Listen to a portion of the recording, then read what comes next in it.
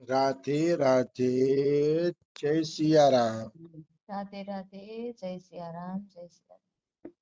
આપણે શ્રી શ્રી વિઠ્ઠલદાસજીનું ચરિત્ર ચાલે છે, પણ વિઠ્ઠલદાસજીનું ચરિત્ર લેતા પહેલા થોડીક ગ્રહણની વાતો લઈ લઉં. કારણ કે એક ભક્તની ઈચ્છા છે કે આ વિષય ઉપર રેકર્ડ થઈ જાય તો કાલે બધાને સાંભળવા મળી જાય. હા પેલા તો ગ્રહણ ચાલુ થાય છે 1 વાગ્યાથી, એટલે 1 વાગ્યાથી સૂતક લાગે, મતલબ ગ્રહણનો અસલી સમય તો રાત્રિના 10 વાગ્યાથી રાત્રિના 1:30 વાગ્યા સુધી છે. હમ 10 વાગ્યે ગ્રહણ થશે અને 1:30 વાગે ગ્રહણ છૂટી જશે, પણ એનું હૂતક કઈક 8-9 કલાક પહેલા લાગે, 8 કલાક પહેલા લાગે, એટલે બપોરે 1 વાગ્યાથી સૂતક લાગી જશે. બપોરે 1 વાગ્યાથી સૂતક લાગી જશે, એટલે 1 વાગ્યે પેલા મનુષ્યએ પ્રસાદ લઈ લેવો, ઠાકુર સેવા કરી લેવી, અને ઠાકુર સેવા કરીને એને સુવડાવી દેવા ઠાકુરજીને. પછી ઠાકુરજીને 1:30 વાગ્યા પછી જ જગાડી શકાય, અથવા તો બીજે દિવસે સવારે જગાડી શકાય, જેવી જેની ઈચ્છા. પણ આ રીતે ગ્રહણનો નિયમ રહેશે કે 1 વાગ્યા પહેલા તો પ્રસાદ લઈ જ લેવો, પછી રાતના 2 વાગ્યા સુધી પ્રસાદ ન લ્યો તો ચાલે. એવી બધી ગ્રહણની વાતો છે.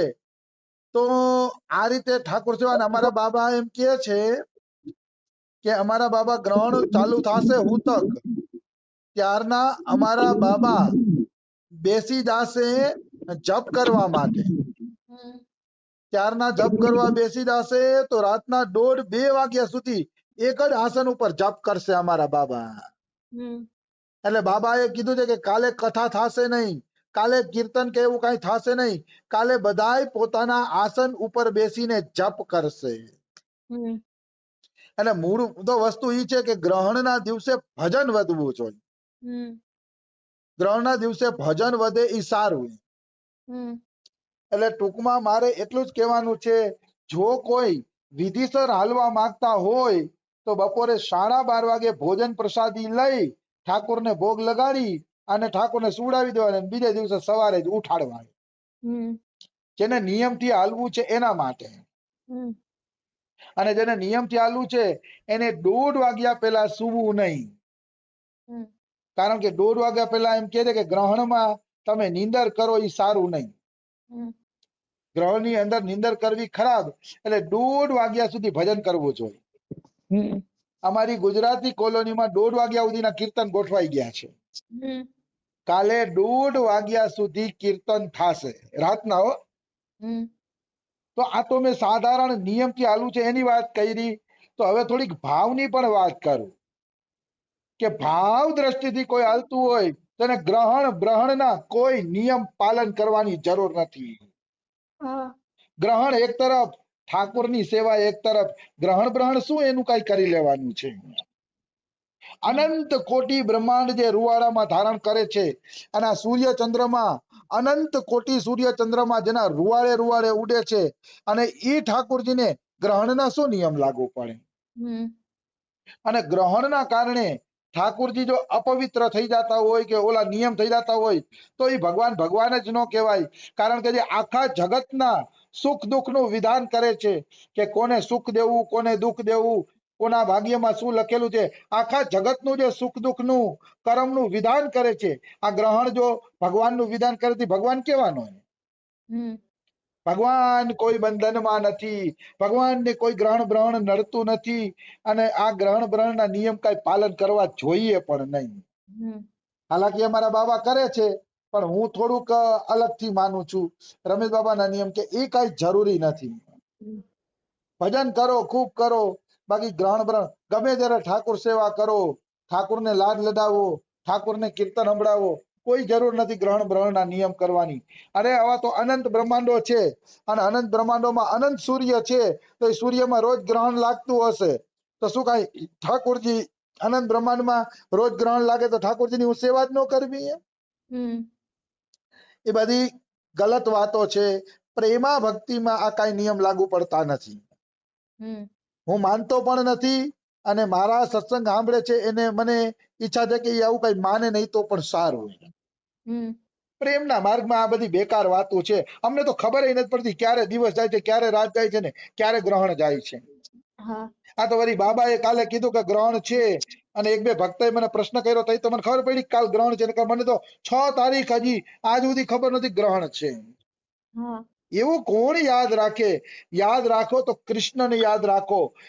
કહ હનુમંત વિપતિ પ્રભુ સોઈ, જબ તબ ભજન સુમિરન ન હોય.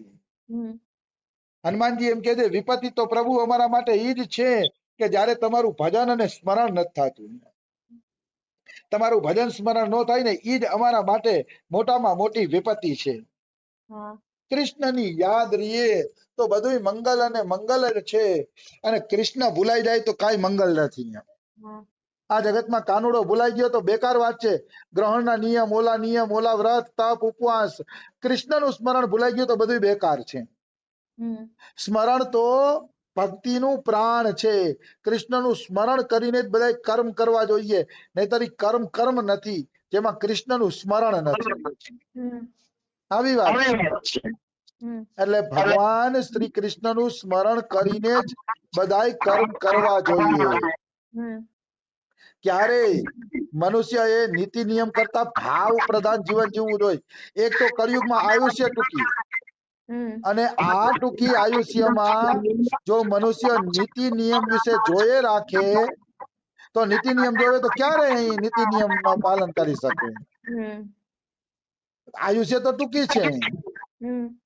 તો આયુષ્ય ટૂંકી છે એટલે ભાવ પ્રધાન જીવન જીવવું જોઈએ. જો ભાવ પ્રધાન જીવન નથી તો બધું બેકાર છે.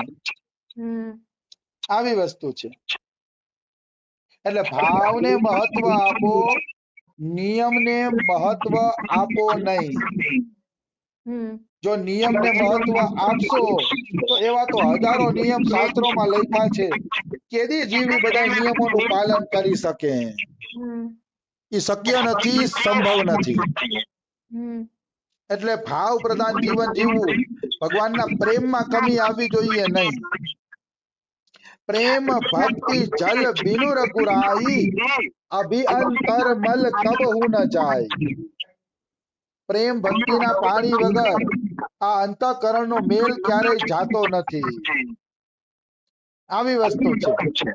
એટલે પ્રેમ મહત્વનું છે, બાકી બધું ગૌણ બાબત છે. તટિયા સ્થાનમાં એક વખત ભંડારો થતો હતો. ને તો એક શિષ્યએ ગુરુને પૂછ્યું કે ગુરુજી, તટિયા સ્થાનમાં ભંડારો ન કરાય, આજ તો સૂર્યગ્રહણ છે. તો કે બેટા, તટિયા સ્થાનને સૂર્યગ્રહણ નડતું નથી. તટિયા સ્થાનને કોઈ પણ પ્રકારનું સૂર્યગ્રહણ નડતું નથી. અહીંયા તો જે સમયે ભંડારો થાય છે એ જ સમયે ભંડારો થશે અને એ જ સમયે ભંડારો કરવામાં આવ્યો તો તટિયા સ્થાનમાં સૂર્યગ્રહણ દેખાડું જ નહીં.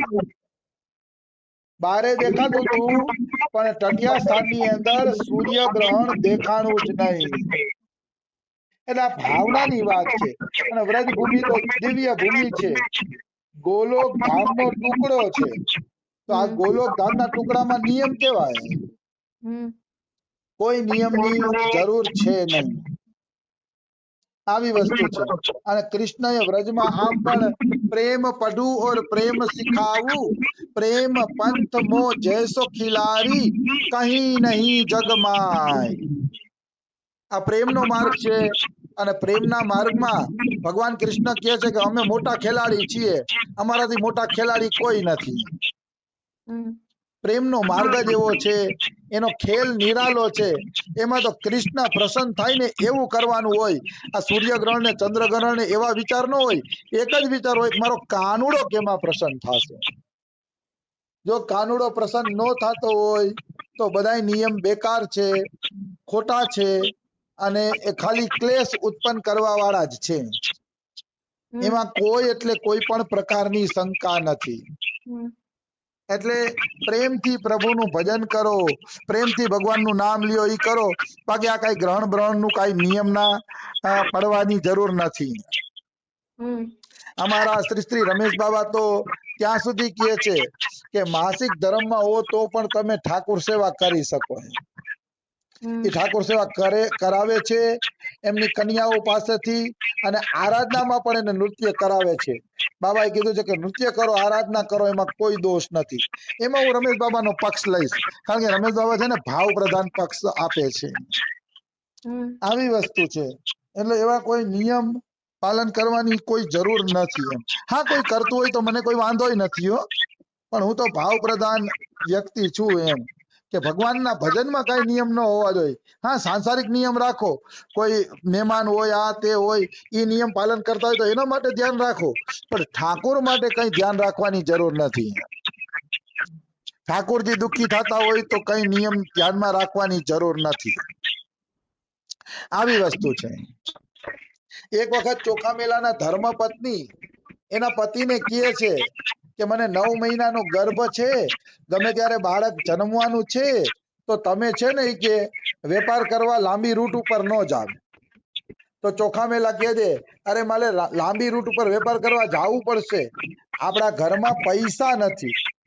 પૈસા નથી એટલે તમારે લાંબી રૂટ ઉપર વેપાર કરવા જવું પડે ને, જો ન જાવ તો આપણે ખાસી શું, પૈસા ઘટી જશે. તો પત્ની કહે કે તમારે એટલું જ જાવું જરૂરી હોય, જો જયા વગર હાલતું ન હોય તો આપ જઈ શકો છો. તો આપ જઈ શકો છો, કઈ વાંધો નહીં. તો મને ચિંતા એ છે કે બાળકનો જન્મ થશે અને સૂતક લાગશે તો ઠાકોરની સેવા કોણ કરશે? મને તો ઈ વાતની ચિંતા છે. તો કે ઈ થઈ રહેશે, તું કઈ એની ચિંતા ના કરી કે. અને પછી ચોખા મેલા લાંબા રૂટ ઉપર વેપાર કરવા માટે ગયા. તો લાંબા રૂટ માટે વેપાર કરવા માટે ગયા ને ચોખા મેલા, તો પાછળથી એમની ધર્મપત્ની ને બાળકનો જન્મ થયો. ને એટલે ધર્મપત્ની રોવા માંડી, કરે સૂતક લાગી ગયું, અમારા ઠાકોરની સેવા કોણ કરશે? રડે છે, રોવે છે, મારે શું કરવું? ઠાકોરની સેવા કરવી કે નહીં?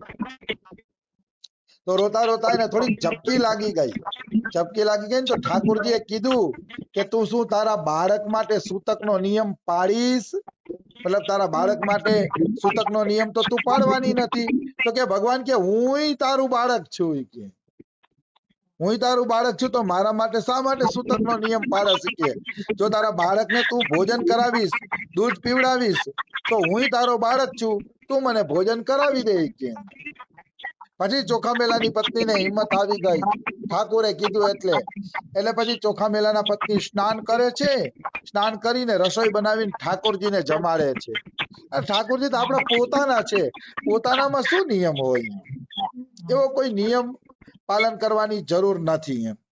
આપણે તો એમાં વિરોધી છીએ. હા, નિયમ પાલન કરવા હોય તો ઈ કરો કે કોઈની ઈર્ષા નહીં કરી, અદેખાઈ નહીં કરી, કામ ક્રોધ લોભ આપણા હૃદયમાં આવશે તો એને દૂર ફેંકી દેસી. હા, એવા નિયમ પાલન કરો, એવા નિયમ પાલન કરો તો ગમે, તો આનંદ આવે. બાકી આ ફાલતુ નિયમ પાલન કરવાની કોઈ જરૂર નથી. વિધિ વિધાન વાળા ફાલતુ નિયમ જાજા પાલન કરવાની જરૂર નથી. તમારા અવગુણો દૂર થાય ને, એ અવગુણોને ગમે એમ કરીને દૂર કરો, ઈ મહત્વની વાત છે. કારણ કે માણસને અવગુણો મારે છે, આ ગ્રહણ મારતું નથી. ગ્રહણ તો એક કુદરતી ઘટના છે. સૂર્ય ચંદ્રની લાઈનમાં આવી જાય એટલે કુદરતી ઘટના થઈ જાય. એ કુદરતની ઘટનામાં ઠાકોરને કઈ લાગે વળગે નહીં, કારણ કે ઠાકોરજી આ તો ગ્રહણ જ છે. ઠાકોરજીના રોડે અનંત બ્રહ્માંડો ભટકાઈને કાચા માટીના ઘડાની જેમ ફૂટી જાય છે, તોય ઠાકોરજીને કઈ ફરક પડતો નથી. તો ગ્રહણ થી ઠાકોરજીને શું ફરક પડે? એવી વાત છે. એટલે ઠાકોરજીને કઈ ફરક પડતો નથી. એની ખૂબ સેવા કરો, ખૂબ લાડ લડાવો. હું તો કવિ ધ્યાન જ ન દો કે ક્યારે ગ્રહણ થયું ને ક્યારે છૂટ્યું. આપણે ધ્યાન જ દીધું, આપણે આપણા નિત્યક્રમમાં લાગેલું રહેવું અને પ્રભુનું ભજન કરવું. ભજન થી મોટો કોઈ નિયમ નથી. હનુમંત વિપતિ પ્રભુ સોઈ, જબ તવ સુમિરન ભજન ન હોય. આ વાક્ય મને બહુ ગમી ગયું છે હનુમાનજીનું. તમારું ભજન સ્મરણ ન થાય ઈ જ અમારે વિપત્તિ. બાકી આ ગ્રહણ બ્રહણ આ તે ઈ કઈ અમારે વિપત્તિ નથી. તો સમય થઈ ગયો છે, બીજું આપણે કાલે લઈ લેશી. રાધે રાધે, જય સિયા રામ.